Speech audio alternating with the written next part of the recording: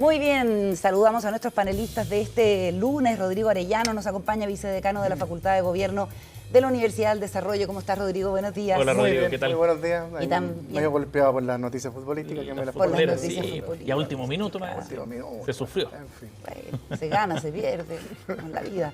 Natalia Perientili, directora de Asuntos Públicos de Feedback. ¿Cómo estás, Natalia? Bienvenida. Hola, Hola, Natalia. media afónica, pero muy bien. Parece que gritó mucho el fin de escucha. semana. Claro, no por tu equipo, sí. Claro, claramente. Oye, bueno, tenemos que hablar de la Comisión para la Paz y el Entendimiento, cuyos resultados se conocen mañana martes en detalle cuando se le entregue el informe al presidente, pero ya está generando harto ruido al interior de la oposición. Pero partamos por esta información que entrega la exministra Carolina Toá y candidata presidencial en una información, digamos, de su ámbito privado, la relación que tiene con el ministro de Hacienda, Mario Marcel. Hay quienes desde la oposición consideran que esto debió informarse antes, piden explicaciones en ese sentido y para evitar suspicacias respecto de lo que pasó cuando eran compañeros de gabinete, o que eventualmente pasó o no pasó, y de su posición ahora de candidata presidencial. ¿Ves un conflicto realmente, Natalia? La verdad es que no veo ningún conflicto. Creo además que quienes debieron estar informados, como el presidente y los colegas, lo estuvieron en el minuto en que esto partió. Y creo que es oportuno haberlo planteado hoy día, no por miedo a que te pillaran, entre comillas, sino porque el rol de ministro es un rol ejecutivo. Yo quiero que el ministro haga la pega. Eso es lo que me importa a un ministro. Pero de un candidato o candidata, yo quiero saber en tanto persona cómo es su vida, cómo es su historia, cuáles son sus dolores, tiene pareja o no, porque creo que quienes pretenden ser la máxima autoridad del país, las personas esperan conocer un poco más allá. Y por eso me parece que era el momento oportuno y que sacar algún rédito pequeño para atrás me parece que es hasta poco decoroso, la verdad. O sea, siendo ministros no era un tema de interés público. Así es, así es. Ahora en su rol de candidata sí. Ahora, por cierto, porque como te digo, todos los espacios de la vida de un candidato presidencial son importantes para la ciudadanía. ¿Tú ves conflicto de interés, Rodrigo? No sé si la palabra es conflicto de interés, pero yo creo que sí va a cambiar particularmente el ministro Marcel. Yo creo que le va, no sé si a complicar, pero va a tener que más explicaciones, porque solo la semana pasada, por ejemplo, hubo dos críticas bien duras de Marcel a la campaña de Evelyn Matei, o a la candidata Matei, con el tema del acuerdo Codelco-SQM, la expectativa económica, las críticas que ha tenido la candidatura a la gestión del ministro. Entonces ahora cada vez que el ministro interpele a la candidata Matei, van a estar los legítimos cuestionamientos. ¿Está hablando el ministro o la pareja de Carolina Toá? O lo mismo en la ley de presupuesto. Si es que Carolina Toá gana la primaria, también me parece que está en el ámbito de la vida privada. Yo desconozco por qué en este minuto se dio a la luz, pero el acierto periodístico de Claudia Álamo en la tercera. Pero también me parece que va a ser legítimo por parte imagino que de la oposición, saltar cuestionamiento al ministro Marcel en su rol, sobre todo cuando critica a Evelyn Matei o la discusión de la ley de presupuesto. Yo creo que no hay conflicto de intereses porque ellos dieron a la luz esto, lo conversaron con su jefe directo, que era el presidente de la República, sí. Hay una relación transversal también, entonces, pero también entiendo que más adelante esto pueda generar, no sé si conflicto de intereses, pero sí un tema político. En el fondo. Pero ahora, esto va a ser un tema político. La pregunta es, el ministro Marcel, sin que se hubiese sabido o sin que fuera la pareja o pololo de Carolina Toá, ¿parecería extraño que le respondiera a la candidata Matei? Yo creo que no. Probablemente no, pero yo insisto, yo creo que legítimamente van a salir cuestionamientos analizando el rol, el doble estándar que puede tener algún ministro, en algún momento el ministro Marcel. O sea, bienvenido el amor, todo, yo no tengo ningún problema y no me meto en la vida privada de las personas, y además tampoco voy a cuestionar el rol de Marcel como ministro y como economista. Pero creo que también va a ser de alguna forma entendible que la oposición, en el minuto que empiecen los cuestionamientos, pueda también sacar a luz. Oiga, ¿está hablando el ministro o está hablando la pareja de la candidata Toá? De acuerdo, en el debate presidencial, digamos, ¿no? En cómo puede él entrar a ese debate. Pero desde el punto de vista de su rol como ministro de Hacienda, ¿hay alguna afectación aquí? Algunos lo plantean por los términos de cómo podría favorecer eventualmente desde su cargo Pero no me queda tan claro cuál puede ser ese camino. En la discusión presupuestaria, en la ley de presupuesto para el próximo año Rodrigo? podría haber, pues él va a fijar en el fondo las estimaciones de ingresos y gastos que va a tener el próximo gobierno en su primer año de mandato y potencialmente su pareja podría ser la futura presidenta de Chile y probablemente Ese surja debate se cuestionamiento da porque la primera vuelta es el 19 de noviembre y se debate plena el ley de presupuesto presupuesto, hasta- Plena plena discusión discusión. presupuestaria, sí. Presupuesto holgado, grande, acotado. Por cierto que van a haber, me imagino, insisto, y creo Siempre que y cuando la legítimamente le ex pueden- ministra Toá diga que es continuidad del presidente Boric, que Y no es siempre que gane la algo primaria, que que no haya estamos hecho, y anticipando- siempre que gane la primaria. Exacto. Pero hasta ahora como que más bien ha tomado distancia, así que... Así es, así es. Bueno, estará por verse. Hay gente que es súper categórica como la senadora Jimena Rincón, que dice que por transparencia debe hacerse público, que existe un evidente conflicto de interés y también menciona el tema de la ley de presupuesto. Gente experta en derecho a la información dice que para evitar suspicacia y reforzar la confianza pública, bien pudieron informar públicamente su relación. Hay quienes lo ven más bien como una estrategia política que fortalece la candidatura de Carolina Sí. Toá. ¿Tú estás de acuerdo, A Natalia? ver, no quiero decir que conozco las razones por las cuales se cuenta esto, porque no las tengo, no he hablado con la candidata, pero tiendo a pensar, conociéndola un poco, que la verdad es que ella es bien celosa de su vida privada, por lo tanto yo creo que fue más producto de una muy buena entrevista de Claudia Álamo, que la llevó hacia digamos, ese lugar, sincerar algo, pero no creo que ella haya estado 2 días antes pensando, bueno, ahora contaré esto porque probablemente No. esto genere... No, Yo fíjate. creo que totalmente. ¿En serio? Sí. Yo creo Yo que creo ese fue tipo de una cosas en muy las entrevistas se personal calculan. y que ella de alguna forma decidió el momento Pucha, me exacto. siento Sí, inocente. ¿no? Yo creo que le marca diferencia. Ingenua, me No siento sabemos. ingenua. Habría que preguntarle a Carolina Toá si lo Mira, si lo Carolina calcula. todavía más años en la política que todos nosotros juntos Pero es probablemente. súper celosa de esas cosas, y por lo fíjate. mismo creo que yo creo que ella eligió el momento exacto en una primaria, marca diferencia, le entrega también una cuota quizás de moderación, de acercarla al mundo más socialista. Tengo la sensación de que fue también analizado de esa perspectiva. Y la humaniza también a ojo del electorado, También, ¿no? claro que obvio, sí. siempre las familias colaboran mucho en lo que es la figura de algún candidato, los Sí. hijos, la pareja, el esposo, la señora, etcétera. Totalmente. Además que esta fue la primera de una serie de entrevistas que Claudia Álamo le va a hacer a todos los candidatos presidenciales, en que claramente era una entrevista de perfil. Y eso es algo que se conversa antes. No es una entrevista de contingencia, vamos a hablar de la contingencia o de Sí, la fue actualidad, pero muy- vamos a hablar de más bien tu vida personal. En esos términos generalmente se acuerdan las entrevistas, en fin. Bueno, vamos a ver si esto va a seguir teniendo, digamos, ramificaciones políticas o si más bien queda encapsulado Ya que algunos le están pidiendo la renuncia incluso al ministro. al Marcel. ministro Marcel, Sí, claro. sí, sí. No, a mí no me parece. Creo que no es el minuto de renuncia, pero insisto, el ministro va a tener que cuidarse un poco más en su rol de ministro, en su rol quizás de comentarista de la política, en su rol crítico hacia otras campañas, porque efectivamente cualquier otra campaña le va a enrostrar su relación con Carolina Toá, en la medida, insisto, que Carolina Toá resulte ganadora de la primaria. Y vuelvo a la discusión del presupuesto. ¿Cómo va a ser el presupuesto del año 2026? Sí. Holgado, grande, pequeño, y también de alguna otra forma puede entrar a jugar las críticas a su vinculación con potencialmente, si es que gana la primaria, la futura presidenta de Chile. Si es que, Se abre un flanco, para bien o Imagínate para a mal. Carolina Toá marcando 30 puntos en octubre, noviembre, marcando en la encuesta el rol que se le va a cuestionar. Natalia, ¿tú? Bueno, yo creo que estas cosas siempre, estamos en campaña, abren ciertas grietas, pero yo esperaría que, digamos, la trayectoria de Marcel antecediera cualquier crítica, aunque van a haber, pero que las aminore, y creo que es momento de pedir renuncia y todo eso, me parece... Yo entiendo los años electorales, pero a veces uno se pasa 5 pueblos y se ve mal, se ve poco apropiado. Como una sobrereacción. Así quizás. es. Hagamos una cosa, vamos a la pausa y al regreso hablamos de los efectos que está teniendo, sobre todo en la derecha, el informe, que aún no es público, de la Comisión para la Paz y el Entendimiento allá en la Araucanía. Pausa y seguimos con el análisis.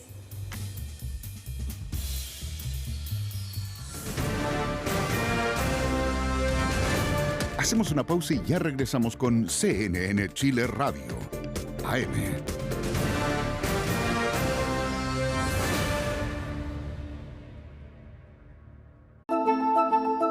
Nos hemos ido volviendo cada vez más individuales. Necesitamos menos de nuestros pares. Cada vez tenemos menos amigos, cada vez confiamos menos en la gente. Queremos volver a encontrarnos. Tenemos mucho más posibilidad de construir un nosotros. La diversidad nunca ha sido mala. Y siempre es bueno el diálogo. Mirarnos a los ojos, ver que los dos somos seres humanos. Pero no sabemos cómo. Yo nunca, la verdad, había estado frente a un fiscal, solamente en el tribunal nomás. Tienes que ganarle a la vida cuando sufres una privación de libertad desde muy pequeño. Entonces, si le ganas a la vida en ese sentido, no solamente la ganas tú, la ganan también tus hijos y ganan oportunidades para que puedan en el fondo enfrentar este mundo que es bastante complejo. Ven a ser parte de Pares Impares. CNN siempre.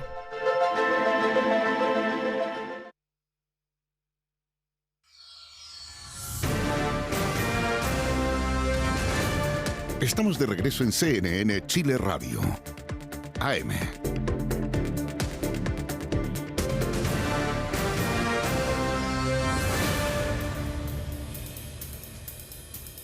Estamos de vuelta, hacemos Voces del Poder junto a Rodrigo Arellano y Natalia Piergentili, que nos acompañan este lunes. Y vamos a conversar sobre lo que se ha generado, el ambiente que se ha abierto a propósito del informe de la Comisión de Paz y Entendimiento convocada por el presidente Boric. Mañana el presidente va a recibir el informe final. No conocemos todo el detalle de la propuesta, pero sí han salido algunos antecedentes. Alfredo Moreno en el Mercurio defendió esta propuesta. Y me gustaría primero que viéramos una mirada general del ambiente que se ha generado, sobre todo por el rechazo que ha surgido de varios sectores desde la oposición a este informe, sin conocer todavía su contenido. Mientras tanto, otros valoran el hecho de que se haya llegado a un texto de esta naturaleza para un trabajo súper complejo, para un tema muy difícil de abordar. Rodrigo. Yo creo que tuviste un tema muy complejo, en que las expectativas estaban muy centradas en la posibilidad de llegar a un acuerdo, y que lamentablemente sea un año electoral. Yo creo que eso va a cambiar efectivamente quizás el eje de la discusión. Y yo lamento habitualmente cuando, sin conocer el resultado final, sin conocer los textos, ya empezamos a censurar, a criticar el trabajo y catalogarlo de distinta manera, que he escuchado desde un trabajo indigenista hasta octubrista. Sí. Bueno, si alguien cree que Alfredo Moreno va a defender los valores de lo que fue el primer proceso convencional, yo creo que está bastante equivocado, no lo conoce muy bien. Entonces, él ha defendido el trabajo, creo que es bueno y prudente esperarlo, y me sorprende que sectores, sin conocer el texto en su totalidad, ya empiecen a destruirlo y a anunciar rechazos, cuando yo creo que la ciudadanía habitualmente lo que espera de este tipo de discusiones y procesos es justamente conocerlo, meditarlo y tratar de avanzar en soluciones concretas, que es un poquito lo que vimos en pensiones. Y yo estoy viendo el mismo proceso de pensiones. Aquí hubo un sector que logró acuerdos con el gobierno, que lograron una solución, pero que por otro lado yo creo que un afán bastante electoral, más que técnico, más bien dicho, lo destruían y no avanzaron, y empezaba la discusión entre la derecha cobarde, blanda, o la que logra acuerdos. Yo espero que el día de mañana podamos ver el texto, analizarlo, y en base a eso poder avanzar y construir. Bueno, el diputado Schubert del Partido Republicano rechazaba el informe porque decía que esto no trae la solución definitiva al conflicto, Natalia. A ver, soluciones mágicas para un problema que lleva la cantidad de años que lleva es de verdad como irresponsable, no va a haber. Segundo, hay múltiples visiones sobre este tema, y creo además que el trabajo silencioso, dedicado de 2 años de esta comisión, sin aspaviento, sin pirotecnia, que arriba a un resultado, me parece que lo mínimo es que esperemos ver cuál es ese resultado, el cual además expresamente deja fuera, porque entiende que el rol del Poder Legislativo es el que debe primar en el tema de seguridad y el tema terrorismo. Por lo tanto, lo que se hace cargo es de los aspectos que tienen que ver con la convivencia. Y acá tenemos gente de los círculos gremiales, del pueblo mapuche, de la industria. Entonces, a mí me parece que al menos por ese trabajo de personas tan diversas al servicio del país, esperemos ver qué resultó de esa comisión. Bueno, comisión que tuvo miembros de todos los sectores políticos. Allí estuvo la diputada Emilia Nullado, por ejemplo, del Partido Socialista, o Adolfo Millabur. Tenemos comprometida una entrevista con Sebastián Navillán, un poco más adelante, que fue el 8º comisionado que no dio la unanimidad en el fondo. Pero Alfredo Moreno, son 9 los comisionados, incluyendo a Alfredo Moreno y a Francisco Buenchumilla, que son copresidentes, ¿no? Así es. En esta cuestión bien simbólica de convocarlos a ambos. Decía hoy día en la mañana Alfredo Moreno en entrevistas radiales que ha dado a distintos radios que Navellán estuvo de acuerdo prácticamente en todo. Y que no hay nada parecido al octubrismo a propósito de lo que tú decías en el texto. O sea, no se establece una justicia distinta para el pueblo mapuche, no hay plurinacionalidad, no hay estados autónomos. Exacto. Y que eso es una cuestión que a él se nota que está vehementemente protegiendo y defendiendo el trabajo de esta comisión, porque dice que se hace cargo de cuestiones bien fundamentales como acotar quiénes son eventualmente los beneficiarios. Es harta plata, son miles de millones de dólares, 3.500, si no me equivoco, 4.500, pero también se hace cargo de el tema de la violencia rural, con indemnizaciones para quienes han sido víctimas de esto, como que da la impresión de que quizás ayer en la entrevista del Mercurio, no sé si porque no lo comenzaron con suficiente énfasis o porque no quedó, según el criterio editorial, en la edición final, no se le dio tanto énfasis al tema de la reparación a las víctimas de la violencia rural como sí lo está haciendo esta mañana Alfredo Moreno. Evelyn Matei decía, por ejemplo, y también entró al ruedo, al igual que José Antonio Kast, que es absolutamente imposible que no haya ningún tipo de entendimiento, si es que no hay un reconocimiento explícito de que ha habido terrorismo.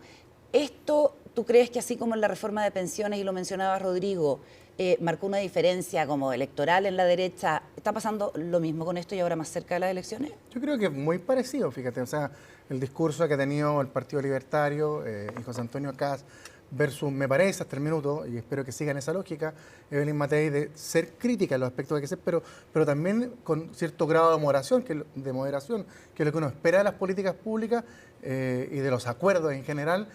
Yo creo que es el camino correcto. Me imagino que, por supuesto, siempre va a estar la tensión en un año electoral de ver si esta política pública consolida la votación de alguien, pero uno espera que los grandes líderes con un historial, con un legado, de alguna forma estén arriba de las encuestas momentáneas y proyecten las soluciones a largo plazo, que fue lo que sucedió en el tema de pensiones, que finalmente, más allá de los reparos que existían de un sector más radical de la derecha, finalmente Chile Vamos, y particularmente Evelyn Matei, puso las cartas y apostó a una solución de futuro con los costos que hubo en su minuto. Si los costos también fueron en su minuto, las críticas, cierto efecto en las encuestas, pero finalmente la ciudadanía hay que esperar a la política, soluciones, independientes del sector que vengan. Independiente si es una propuesta del gobierno del Gabriel Boric. Habría que ver cómo funcionan las encuestas, si es que se puede medir. ¿Se equivoca al anticiparse José Antonio Kast y la propia Matei cuando todavía no conocemos los resultados? Pero fíjate que yo creo que más allá de las encuestas, Carola, yo creo que la política debe ir arriba de ellas. Y eso espera uno de los líderes. Yo creo que al final del día parte de los daños y la poca confianza que existe en la política es que no hemos basado solamente en lo que dicen los números momentáneos y no hemos proyectado el país a largo plazo. Y espero que eso, en el fondo, asuma también Chile Vamos y Evelyn Matei en la medida que conozcamos el informe. Estoy hablando así en abstracto, pero a lo mejor puede tener locuras y también me imagino que... se verán en su mérito. Exacto. Bueno, es que ese es el punto. Yo creo que no hay que contribuir a la efervescencia electoral en un tema tan profundo, porque además este gobierno no va a tener tiempo alguno de implementar lo que allí se resuelva. Estemos de acuerdo o no con aquello que allí se resuelva. Entonces, calentar el ambiente con algo que no vas a poder implementar y que ojalá, si nos parece bien, lo guardemos un ratito para que sea parte de la acción del próximo gobierno, porque es un tema importante, yo creo que por eso la mesura es más relevante que tener que salir a decir algo sobre este tema. Yo esperaría que mañana, cuando tengamos el documento, escuchar todas las voces de hoy día quienes aspiran a ser presidente de Chile, pero con el texto en la mano. Natalia, en ese sentido, ¿cómo crees tú que va a marcar esto la carrera dentro de la oposición? Por la forma en la que cada uno de los candidatos va a abordar el tema. Ya sabemos que el Partido Republicano está derechamente en contra de esto. La senadora Aravena renunció al partido para poder firmar. Incluso. Y uno podría esperar que el Movimiento Nacional Libertario siga un camino más o menos similar. ¿Le pone mucha presión eso a Matei? Yo creo que al contrario. Yo creo que le da la oportunidad a Matei de erigirse como una lideresa de derecha que está comprometida con los acuerdos, con construir mayoría y con dar gobernabilidad. Y creo que eso es un reto. Yo creo que a ella no le hace bien mimetizarse con una derecha que no es. Y creo que por lo mismo es tan importante que no se adelante a, por ejemplo, comentar esto de del resultado de esta mesa. Claro, porque condiciona un entendimiento al hecho de que se condene el terrorismo. Exactamente. En el informe. Y probablemente en el informe hay aspectos que te dicen desde dónde está tomado eso, por qué no está abordado de tal o cual perspectiva, pero creo que lo que no se puede hacer en el momento político en que estamos es, tal como dice Rodrigo, ver cómo viene la temperatura del agua, porque como están las cosas, cambia vertiginosamente. Rodrigo. Coincido plenamente. Además, esta es una carrera de largo plazo, no hay primarias, por lo tanto, la centro-derecha, la primera vuelta va a ser la primaria, y ahí yo creo que prima la moderación, la posibilidad de llegar a acuerdos. Hemos visto ya como la crítica rápida de Johannes Kaiser al final del día se transforma y se esfuma rápidamente. El país requiere también un poquito de este tipo de política, y lo entiende así. Y además yo creo que Evelyn Matei debe tratar de ir creciendo en base a la moderación y acercarse también a un electorado de centro-derecha que legítimamente está a favor de acuerdos independiente del sector que venga. Y esta mesa, o sea, liderada por Buenchumilla y Moreno, me parece que está bastante lejano de las críticas que, insisto, no lo dije yo, sino que lo dijo gente del Partido Republicano, que era muy similar a implantar el octubrismo, cuando yo tengo la impresión de que está bastante lejano a ello. Pero, insisto, veamos el texto, analicémoslo en su dimensión correcta y de ahí proyectemos en el fondo cuál va a ser las conclusiones o las medidas que vamos a sacar en base a eso. Natalia. Yo creo que esto es un desafío súper importante para las candidaturas de centroizquierda y centroderecha. ¿Por qué? Porque entre más convicción se tenga respecto de la posición sobre los temas, van a tener más credibilidad cuando tanto Evelyn Matei, si es que es quien pasa segunda vuelta, tenga que abrazar a republicanos y a libertarios, como en el caso de Toa cuando tenga que abrazar al PC y al Frente Amplio. Súper corto. ¿Cómo ven, y sobre todo desde la Escuela de Gobierno, la Facultad de Gobierno de la UDD, que tienen el panel ciudadano, las encuestas, los movimientos de las últimas encuestas en que Toa crece, subió 5 puntos en la CADEM, y José Antonio Kast también crece? De hecho, Toa, por lo menos en la última CADEM y también en la de Pulso Ciudadano. Un poco también. Exactamente. Se queda con el tercer lugar y Kaiser baja al cuarto. Primero, la gran conclusión de que hemos visto en la última encuesta es que se consolida la posición de Evelyn Matei. O sea, en eso no hay duda.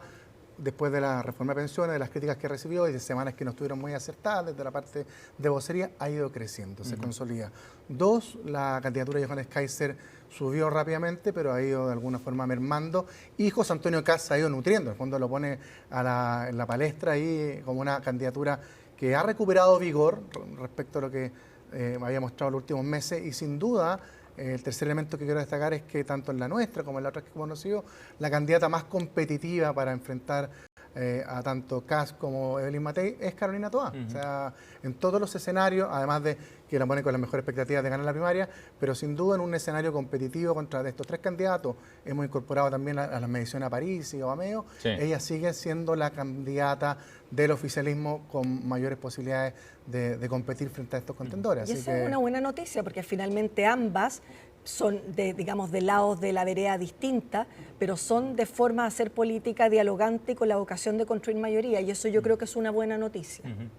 Los liderazgos de Matei y de Toa. Natalia Pérez Gentili y Rodrigo Arellano han estado con nosotros aquí en Voces del Poder. Muchas gracias por haber venido. Muchas gracias. Buena Gracias semana. Compañía. Buena semana. Nos vemos a la próxima. Vamos a la pausa. Sí, nos vamos al corte y ya seguimos con